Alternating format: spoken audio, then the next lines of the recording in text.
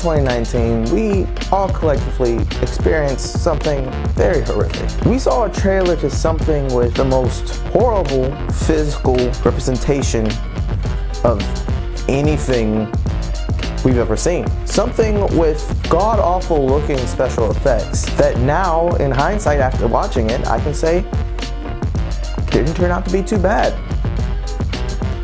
Then, of course, I was talking about is Sonic. Yeah, that dude looked like he was on crack, and then the studio came around and said, hey, we got you, we'll fix it. To the point that they were willing to push the movie back just so they can spend an extra couple $1 million just to give him a facelift. And they profited off of it. But at the time, that was the thing that gave us nightmares. Then the Cats trailer came out, and the majority of us was pretty sure that we were all somehow high off the angel dust. This trailer looked so uncanny, so freaky, so weird, that we couldn't believe anything that was presented in front of our eyes. But we thought, hey, Sonic had to get a facelift, you know, this is early, this is the first trailer, maybe it'll get better. And then the movie came out in December of 2019, and, well, but it wasn't just the CGI and special effects that was considered to be horrible, no. People came out of this movie horrified just in general. Now, Cats is based off a Broadway play that's been going on for like, I don't know, several lifetimes almost. And in the play, people dress up like cats, they dance and sing. So you would think, hey, just do that, but on the big screen, what's the difference? Les Miserables did that, and people for the most part liked that. For the most part. But no, it bombed at the box office and was a critical massacre. So what went wrong? What was the things that people were just so freaked out about that they just couldn't, they can't? Well, that's what we're gonna look at today. Today we're gonna be talking about Cats. So the movie starts off with Mufasa giving a quick cameo. Before we're introduced to this human figure throwing something in the middle of the alley. And it's here we're introduced to our main cat, Victoria. Jesus Christ. Yeah, right off the bat, you can kind of see the CGI is a bit too much down in the uncanny valley. I've seen a lot of people compare these effects to that of a Snapchat filter, where it's like the effects there, your face is there, but it's all hovering around it. Nothing seems like it's, attached. And that's what it feels like with the majority of these actors. Their faces are just kind of floating on this body. But it's here we get our introduction to the Jellicle Cats. Yeah, it's just this random group of cats out here in the alley, and they're not all stray cats because some of them have actual collars. And they're quick to just be super welcoming to Victoria, giving her a whole 4-minute song and dance number, all about what a Jellicle Cat is. And I have to say, after 4 minutes of this whole introduction, I still have no idea what a Jellicle Cat is. Like, I don't know if the play does this any better, but this entire movie gives you really no real detailed description of what classifies as a Jellicle cat. Metaphorical cats, metaphorical cats, statistical cats, and mystical cats, political cats. Pretty much what they're saying is pretty much anything a cat is. So what, is this like the community college of like cat groups or something? You don't need a high GPA or anything like that. No, if you got a pulse and you're adequate, you come on in, be whatever. You have a degree in dolphin dance theory, whatever, just come on in. But during this long introduction, we are introduced to the villain of this whole thing, McCravity. And just so you know he's the villain, they purposely have him jump onto the sign of Moriarty and then turn it to his face. Cause the pimp hat and the pimp coat ain't gonna give it away. I'm gonna go ahead and say it. I think Idris Elba as McCravity is probably the best part of the movie. I mean, he is goofy as all heck, don't get me wrong, just like the rest of this movie. But I think it's just Idris Elba himself. He's such a charming actor and he can say certain lines that should be stupid, but just comes out so cool. I don't know, that's just how I feel. But yeah, you get a very cultish vibe from these Jellicle Cats, which sure, I'm a person of faith, I have beliefs. I'm welcoming to people that, are new and stuff like that. But the more and more you go through this movie, the more and more stuff you learn about the Jellicle Cats, you're like kind of uncomfortable being around them and what they're kind of doing to Victoria. I mean, as soon as McCravity shows up, all that goodwill and kindness kind of just leaves the window. They just kind of scatter. They don't say, hey, this guy's bad moves, come with us. No, they're like, everyone for himself, peace out. Only person that comes back for us is Magic Cat named Mr. Mistopheles. And you quickly get the vibe that the only reason he even came back because, you know, he wanted him some. But anyway, after this whole interaction with McCravity, the other cats finally ask Victoria what her name is, what's she about. And when she tells them her name, they're just kind of like, oh yeah, that's, you know, the name your owners gave you, you know, your slave name. But what's your Jellicle name? What's your name? And it's in this moment they explain that they're getting ready for this thing called the Jellicle Ball, in which their leader named Old Deuteronomy is going to come in, and she's going to choose a cat that get the chance to go into the Heaviside layer, which is like all the way up in the clouds or something like that, in which there they'll be able to have the life that they always wanted. They'll be reborn. But it's like a competition, so everyone's getting ready to compete against each other. Pretty much, you know, a talent show. So it's at this point in the movie we kind of go on this little mini quest. Not even really a mini quest. A quest implies that there's a goal and an objective. The first like half of this movie, there really is none of that. It's literally just bouncing from new cat to new cat, showing what talent they have. And the first one we meet is Ginny Anidots, played by Rebel Wilson. And she does everything you expect Rebel Wilson to do. She flops around, falls out, gives very compromising poses. Like, I know they make them pretty much all effectively Ken dolls, but it's still weird. Zootopia even acknowledged that even though nothing's there, that's still awkward. But yeah, Ginny Anidot is a Gumby cat, which I guess are just known for being lazy. But no, she's gonna show us that, hey, I have talent. That's not all I'm about. I'm gonna get this choice to be reborn. And what's her talent? Well, she enslaves mice and cockroaches to do her bidding, essentially. Yeah, she shows us these mice that, even more creepy than the cats, have these small child faces on there. And instead of eating them, you know, and doing all that other cat stuff, she kidnaps them and forces them to learn how to dance and sing. And you can look on their crazy, weird kid faces that they're in constant fear for their lives. On top of that, she kidnapped like a whole army of these cockroaches, also with weird human faces, and they literally show you when she is displeased with whatever they're doing, she picks them up and just chomps down on them, just murders them in front of you. Again, they have human faces and human expressions. Like, they're not just mindless drones. And why does Rebel Wilson want to be reborn? What's her whole goal here? I can't keep being in this kitchen. That's it. She doesn't want to be in the kitchen anymore. It's not because her life sucks, really. You know, it's not like a great tragedy happened or anything like that. She just doesn't want to be locked up in the kitchen anymore. Like, is it because she's fat that she can't leave? I mean, no, because you see her outside later on. So what's keeping her in this kitchen? I mean, it seems like all these cats have free reign to do whatever they want at nighttime, at least. Which brings up something. There are like no human beings in this movie at all after that, you know, one silhouette of one. The streets are completely empty, to the point of just absurdity. Like, these cats are just going into any place they want. And I guess it's supposed to be a play on, like, you know, cats can just get places. But they're getting places that you're like, how is there no one here? They're getting into milk bars, which there are milk bars. What?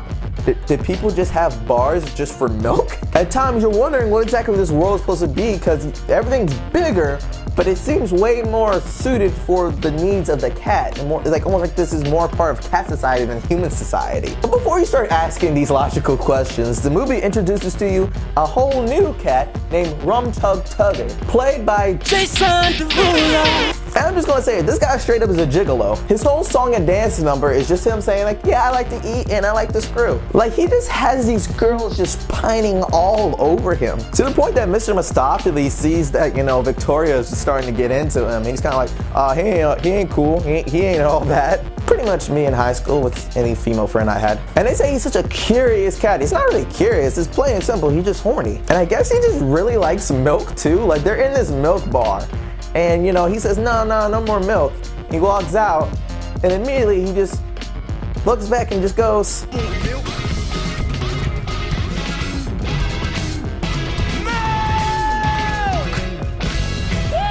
like, what was the point of that? I don't know. It's at this scene too that you see what things they added that wasn't originally in the play. Mostly Rebel Wilson's, you know, ad-libs. I can dance how he dances too. Let me see. It's easy. Like, they're so cringy, out of place. Like, this movie's already cringy, but Rebel Wilson doing her shtick in the middle of this movie is so out of tone with like everything else. And what's up with this shot? You know, she's obviously talking to that other cat that she was with earlier, but they have him like off screen behind this pole. Like, was the actor just not there that day? And they were just like, no, we really need Rebel Wilson to say this line. Like, it's important. Doesn't matter, we can't wait. But yeah, after Rum Tum Tugger does this whole little thing, we're introduced to Grisabella, played by Jennifer Hudson. And she used to be a Jellicle cat, but then she kind of wanted a life of glamour and stuff like that. So she ran away with McCavity. But eventually he kicked her to the curb, and when she tried to come back to the Jellicle cats, you know, instead of being, you know, this inviting group or whatever, they're just like, nah, screw you. You're too dirty to come back with us. So whenever she's around, they just hiss and scratch at her, calling her names. Again, very cultish when you really break it down. Oh, you violated our laws? You're dirty, you're a skank. I don't know, I guess it doesn't really help that McCavity looks like a pimp already, and now she kind of looks like, you know, a very dirty, broken down, you know, ex-prostitute. And that's not me being mean, I'm just saying that's what it looks like. And now drawing comparisons to this very obvious kind of cult and see that their standards are very, you know, exclusionary. It just reinforces that very uncomfortable view of these people that we're following that are brainwashing Victoria, essentially. Another thing I'm starting to realize, it might just be me, but with some of these musical numbers, especially when they're all singing at the same time, it's hard to make out what exactly they're saying. Like, I found that I kind of needed subtitles with some of these things because they're singing some of these verses, but they're kind of muttering them, and typically these song numbers have important information, but you don't know what it is. You just kind of get bits and pieces. That might have just been me, and maybe my hearing's just getting shot, but I found that to be a constant problem in some of these songs. But again, immediately after meeting a new cat, we meet a new cat named Bustopher Jones, played by James Gordon. And his whole shtick is that he's James Gordon, and that he's just a fat cat. His whole thing is that he just can't stop eating. And he wants to be the Jellicle choice so he can be reborn as someone not fat. And again, I know this is probably in the play, doesn't make it less stupid. And he has this whole song and dance number about how fat he is, essentially, and how he can just find all the best garbage to get fat off of. And then in the middle of the song, just like with Rebel Wilson, they just stop everything just so James Gordon can have his little shtick. Right, well, that's not going to work, is it? Okay? Look at you and look at me, and you know that I'm sensitive about my size. And I swear, if it's possible for a cat to get syphilis, it's definitely this douche right here. But the whole song and dance number ends with McCavity tricking Bustopher Jones to jump into this garbage can because he just can't help himself, apparently. Like, the literal devil of you guys are just sitting there insulting you, calling you in, and you're so gluttonous that you can't resist, you know, jumping to an obvious trap. But yeah, he jumps in and he disappears. And again, these Jellicle cats, these welcoming people, abandons Victoria and just leaves her to her own devices. In which, again, we're now introduced to another group of new cats named Mungo, Jerry, and Rumpelteazer. They're these twin cats, and their whole thing is they just go around and just vandalize houses, apparently. As far as right now, it seems that they're more or less cool with the Jellicle cats, like they're part of the group, in which they said they're known across these different places. You know, this is not where they usually chill at. But you would think the Jellicle cats would like ousted these guys like a long time ago, just like with Jennifer Hudson cat. But yeah, they pretty much take Victoria up for some reason and was like, hey, yeah, we're criminals, want to join us, have some fun? And I have to admit, this is my favorite song number in the movie. Now, the faces are still creepy and stuff like that, but I just had the most fun in this number. Maybe because these actually felt like cats in this moment. Like, when I try to think, okay, what's going on in the mind of a cat? You know, these mischievous beasts. Like, how would that look if, you know, personified in human form? And I feel like this is it. And Mungo, Jerry, and Rumpelteazer, they're actually pretty entertaining. Now, that being said, their accents are a little bit out of sync sometimes. They're supposed to be siblings, but sometimes it seems like one of their accents might kind of drop out a bit. But I have to admit, I liked the song, and I liked the whole, you know, sequence that they have. Though it does beg the question with some of the scenes, because they're messing with some human jewelry. And it's at one point that they put a ring on Victoria's hand. And you see it's like giant, like bigger than her actual paw. About the same size as like the watch that she has around her neck. And it makes the world feel kind of inconsistent. Like, you know, what is the actual you know, size of these cats compared to the world. But after a while, you just kind of blow it off and accept, you know, this crazy. A lot more crazy stuff happens than this. But yeah, eventually a dog shows up. You don't see the dog, you know. Thank God. Can you imagine that monstrosity? Which causes the twins to kind of just flee and leave Victoria just like everybody else. But don't worry, Mr. Mistopheles with his horny self is here to save the day. He takes Victoria back to the Angelical Cats, which have the audacity to ask her where she's been. Well, I'm sorry, douchebag, you kind of just abandoned her at the first sign of danger, didn't even try to help. It's at this moment that we meet Old Deuteronomy. She's the leader of this group, apparently, pretty much the Pope, I guess, if you want to draw a comparison. And she's the person who's going to be making the jellicle choice to choose who's going to go up into the Heaviside layer and be reborn. It's also around this time that we meet back up from McCravity, and apparently he's been teleporting all these different contestants to this boat off the docks, keeping them there so he'll be the only person that could be chosen for the jellicle choice. And it's here we're introduced to even more cats, and we see he's assisted by this one pirate cat, apparently named Growl Tiger. And this actor tries to sing, like, and it's pretty bad, you know, at least with Russell Crowe, you know, he was trying to sing, you know? With this guy, he didn't try to sing, he just said his lines that rhyme. So we go back to the Jellicle Cats and see what they're doing, and we see that Old Deuteronomy's about to kick things off now. We're about to start the party. And again, they're singing, but it's hard to pick up what they're talking about sometimes because they're just saying things and then pointing to stuff. And it's also at this moment I want to point out that there's cats with shoes on. Like sneakers, doing some of these dance routines, and really you think of the whole thing, none of it makes sense. I mean, none of this has made sense, but there's cats wearing shoes, cats wearing hats, and cats wearing fur coats. Fur coats! And yeah, I know there's people nowadays who, like, you know, dress their animals up weirdly, but this seems to be like a choice on the cat's part. Like, you know, Grisabella doesn't need to wear her, you know, old trashy hooker outfit, but she does. And so something about the moon, I guess something about the moon magical. Moon magic, we got moon magic back, I guess. I don't know. But as soon as the moon hits them and Victoria, they just start, you know, freaking out and I don't know. It's almost like they're getting off on it. It's after the whole thing is said and done, they're like out of breath and like, is that good for you? It's like it was good for me. Like it's uncomfortable.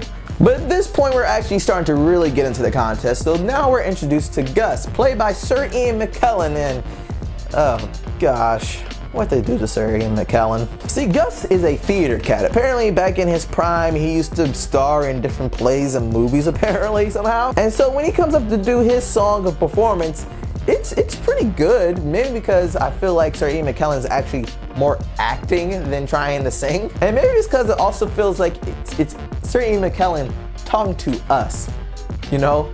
It's almost like him reflecting on how he got here to the point that he is starring in Cats. I'm not the cat that I was in my prime, though my name was quite famous, they say, in my time.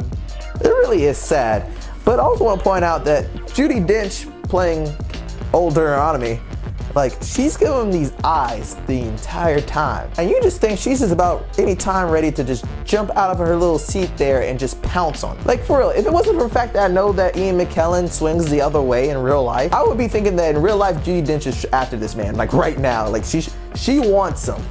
So we're close to being done with this movie. So at this point, they're starting to wrap some things up. Oh, wait, never mind. Yeah, we need to introduce one more new cat. Yeah, like we're like more than halfway done with this movie at this point, but they're still introducing cats like last minute. And it's not like you get any real time with any of these cats. They just pop up at this point. You don't know anything about them really other than what they sing in their songs. So yeah, this is Scribbleshanks. Apparently he's a railway cat who also wears a red hat and red suspenders. It's me, Mario! So during his performance, he just starts tap dancing, but then somehow we transition to outside, far away from this abandoned theater, to the railway tracks.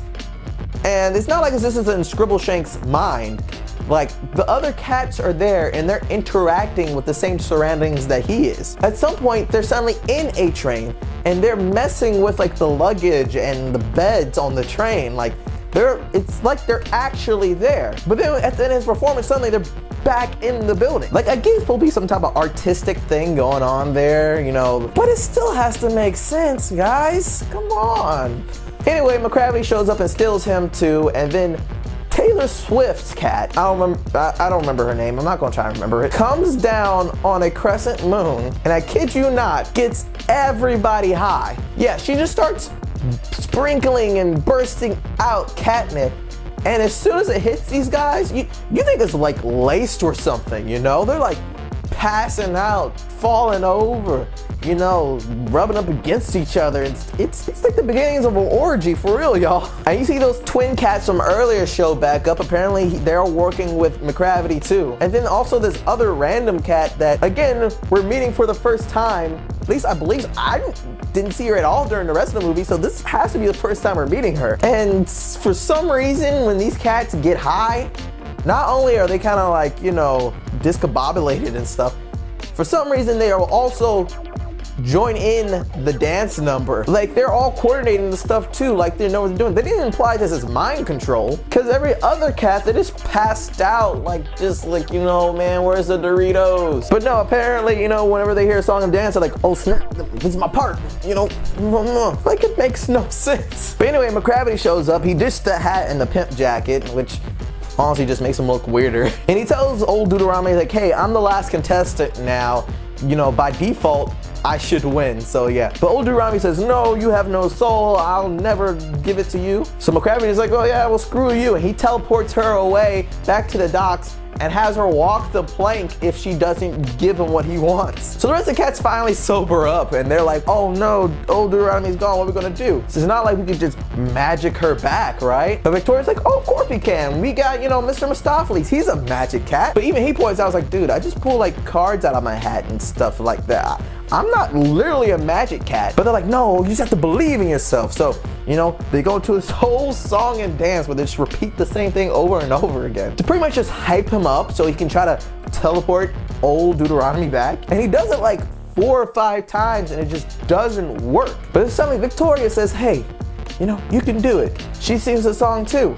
And I guess the power of boners gave him enough confidence to go, you know, alakazam. Here comes old Deuteronomy up behind them. Now she's singing the song. Everybody's happy, and suddenly, I guess he just has enough confidence boost that he's just a wizard from Harry Potter now. Like straight up witchcraft, you know? I guess I know what type of cult this is now. Anyway, while everybody's just celebrating stuff, Victoria goes back outside and finds Grisabella. And she actually, you know, closes up to her, touches her for the first time in a long time, and invites her in. And of course the Thought Patrol's there trying to, you know, kick her out again. But Victoria's like, nah, scoot aside. You know, let her sing, let her get her shot. So she sings, and yeah, I have to admit, Jennifer Hudson brings it. She kills this entire performance. But yeah, she sings, old Deuteronomy's like, yep, you're the chosen one. And it turns out their way for getting a cat to the Heaviside layer is essentially this chandelier attached to a hot air balloon. So they are literally going to put her in this thing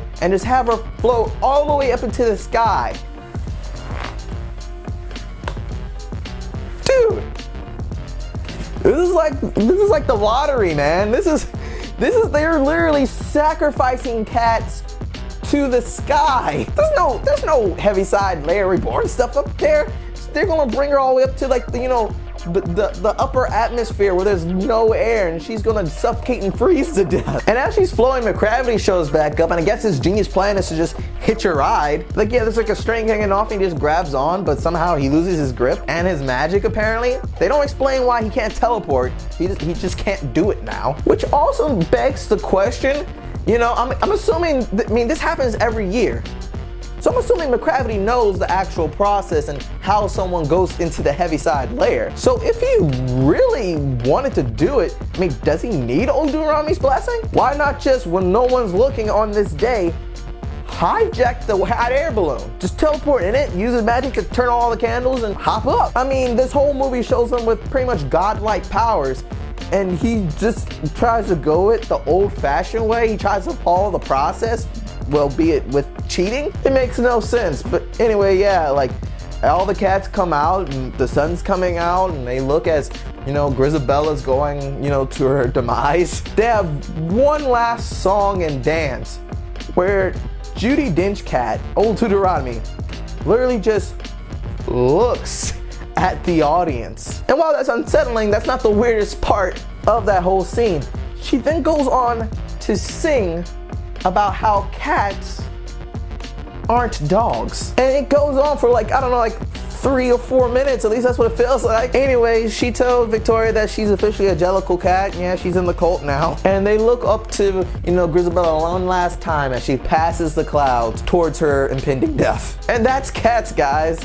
And it's as crazy as you thought it was. And as I was looking through this movie, really there's things to actually admire about it. Like, a lot of the sets seem very practical, and it seems like a lot of work was put in to make it look like, this will be from a cat's point of view. And a lot of the choreography, you can tell a lot of hard work was put into it. But at the end of the day, as a film, it just comes off very awkward and weird. And then when you delve into the characters themselves, it's very disturbing. Like, the Jellicle cats, they're not once is any of their ways questioned. But throughout this movie, all you see is pretty much the flaws of this cult that they have formed. How if you kind of stray away from, the code or whatever stuff, they just completely push you to the side. How at the first sign of danger, they'll abandon you on the quick second. And how at the end of the day, at once a year, they trick you into a hot air balloon and sacrifice you to the sun, apparently. And the CGI, man, it's just so distracting. It's so disturbing. These faces are just floating there, and it just distracts from anything really incredibly good from the film. It's just so bad.